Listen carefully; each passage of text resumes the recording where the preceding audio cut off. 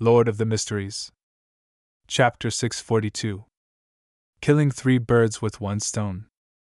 A knight who knows Dragonese and even used it in the critical stage of his growth. It's no wonder that the psychology alchemists wished to obtain the notebook he left behind. Audrey was enlightened as she stopped her wandering thoughts. She happily and seriously discussed the problem that stemmed from such grammatical habits with Michel Duth. Soon, they concluded the discussion over the notebook as Michel began introducing the other items. Time passed as the tour slowly came to an end. Audrey had planned on raising her request of purchasing the notebook to their next meeting in order to make her goal less obvious. However, in a friendly atmosphere and with the naturalness of their conversation, she sharply sensed that it was an opportunity. Hence, with the powers of lie, she made her cheeks blush red. Mr. Duth, that helmet from the Sauron royalty that originates from the White Rose War is a keepsake of my ancestors. Pardon my presumptuous, but can I buy it from you? Also, the notebook of the 20-Year War. I'm very impressed by the knight that stood firm for Sonia Island and also wished to have it.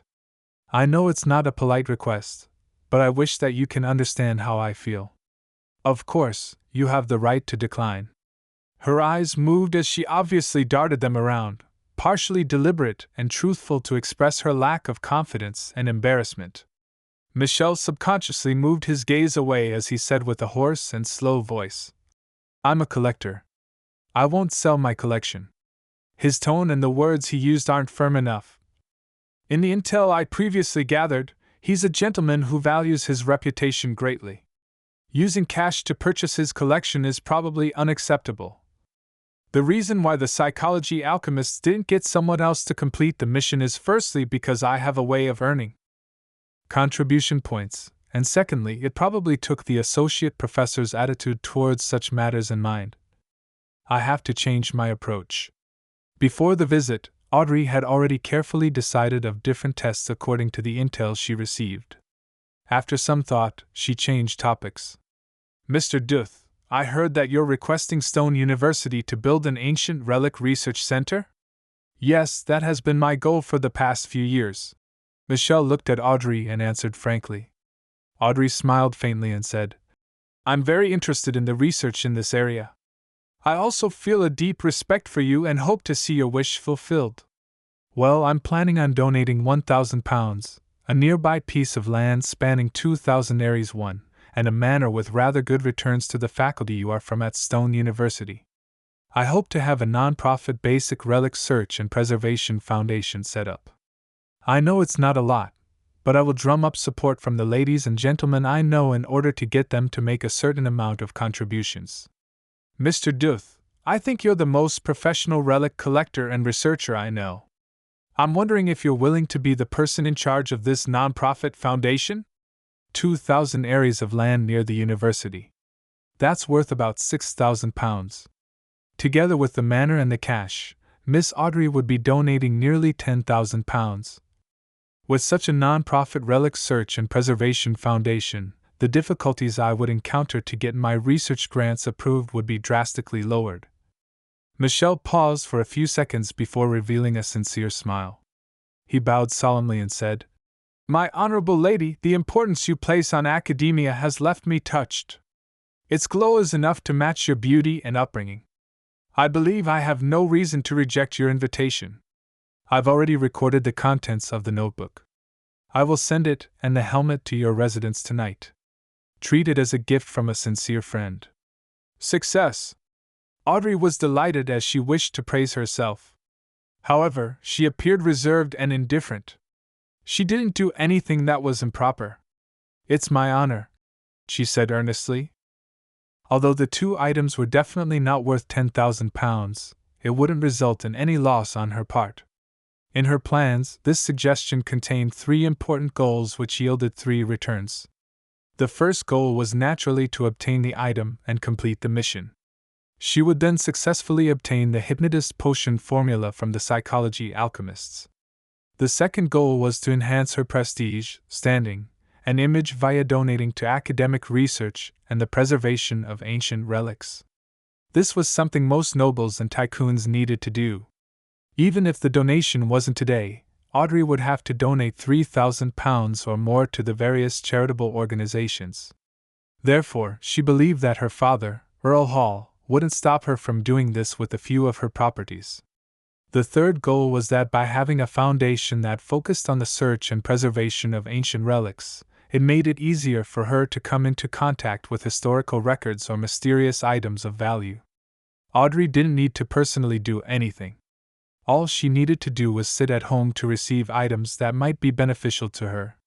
It was equivalent to using £10,000 to produce even more money to establish her own faction. Of course, if Michel Duth hadn't accepted this exchange, then she had other plans. The kingdom's Higher Education Commission had someone from the Hall family, as well as noble friends she knew. As long as the associate professor had anything he needed, she was certain that she had the means to satisfy him. However, Audrey didn't like such methods. She had a nagging feeling that it was shady and would harm the public interest. After discussing the matter, Audrey stayed for a little longer and chatted idly for about 15 minutes. It made the wrapping up process not as sharp and abrupt. Following that, she first left Michel's house and rode her carriage back to the Hall family's villa in Stone City. Past 8 in the evening, she received the Sauron royalty's helmet and the notebook from the 20-Year War. Audrey wore a pair of white silk gloves and sat before her desk with piqued interest. She placed the helmet to the side as she began flipping through the content in the notebook. She discovered that the records were sparse. The early records indicated how the knight who was stationed in the ancient Elvish island had learned how to brew Sonia blood wine, how he chased after women, how he spent the boring days. In the later records, it entered the period of the 20-Year War. It mainly included his cursing of the people of Facesac, his grumbling about his companions, and the consideration towards his plans to stand fast. It also included the end of how the Sonia Island was first lost. Apart from the grammatical habits being similar to Dragonese, there aren't any serious problems. Nor can I find any hidden clues. Audrey frowned as she closed the notebook. She had used methods derived from mysticism to do her checks, but they were to no avail. This made her unwilling to waste time as she planned to turn it in to the psychology alchemists. As her thoughts raced, she suddenly had a new idea. Mr. World and Mr. Hangman will often consider problems from different angles to provide suggestions. Should I learn from them? Well, viewing it from a different point of view, if the content of the notebook isn't problematic, would the physical item actually be what the psychology alchemists are after? What's so special about it? I didn't discover anything. It belongs to a knight who's accustomed to using Dragonese. That knight must have experienced something. Divination. Yes, divination. Perhaps I can find the knight's final location using divination with the help of the notebook. And this might be related to a dragon. Since it's a dragon, there's a high chance that it's a mind dragon, a representative of the spectator pathway. Clues involving it would indeed be something the psychology alchemists will pay close attention to. Audrey, that's some nice thinking.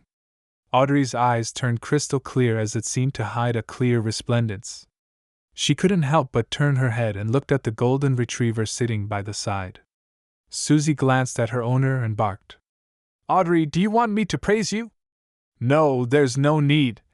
Audrey turned her head back, feeling a little embarrassed. Then, she discovered an important question. She wasn't able to divine things herself, or it could be said that the revelation that she received from divination would be highly inaccurate. There's no way to confirm it. No, I can seek Mr. Fool's help. A secret deed ritual? It can only be performed on my body and not towards an external object. Artificial sleepwalking? It's similar to secret deed rituals, so it wouldn't do as well. Sacrifice it to Mr. Fool and get him to do the divination before bestowing it back to me? No, that won't work. It will appear rather disrespectful. He isn't my father or teacher, but a real god. Using such a method is way too casual and somewhat sacrilegious. Audrey's thoughts slowly went from Mr. Fool to divination. Although she was rather incapable of divination, she had a certain level of understanding in the corresponding knowledge. She soon locked on to a particular method of divination. It was to seek the help of a third-party strength, an unknown or mysterious existence, via a certain ritual.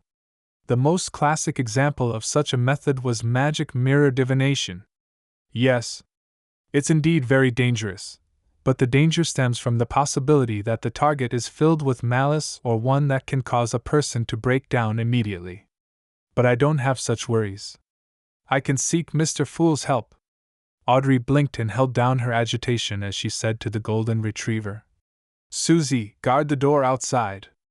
I will use a mysticism method to study this notebook." "Didn't you use them before?" Susie asked, puzzled. "She's getting harder to fool." Audrey's eyes darted around as she said confidently, "I plan on using magic mirror divination. Don't worry. I'll make the plea to a safe existence." "All right."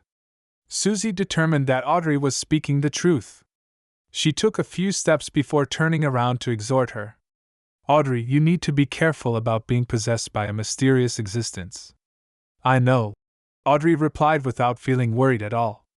From her point of view, if Mr. Fool really wanted to do something to her, he had countless opportunities in the past. There was no reason for him to wait until this day. After Susie opened and closed the door by herself and went out, Audrey sat in front of her desk and recited the honorific name of the Fool to request the use of magic mirror divination. After a while, Klein, who was on the future, went to the bathroom and headed above the gray fog. There, he heard Miss Justice's prayer. "That can be done?" "That's right. As a mysterious and unknown existence, I can be the third force in a magic mirror divination." Klein allowed it while feeling amused. Audrey immediately picked up the notebook, sat in front of the dresser, and lit a candle while facing the mirror.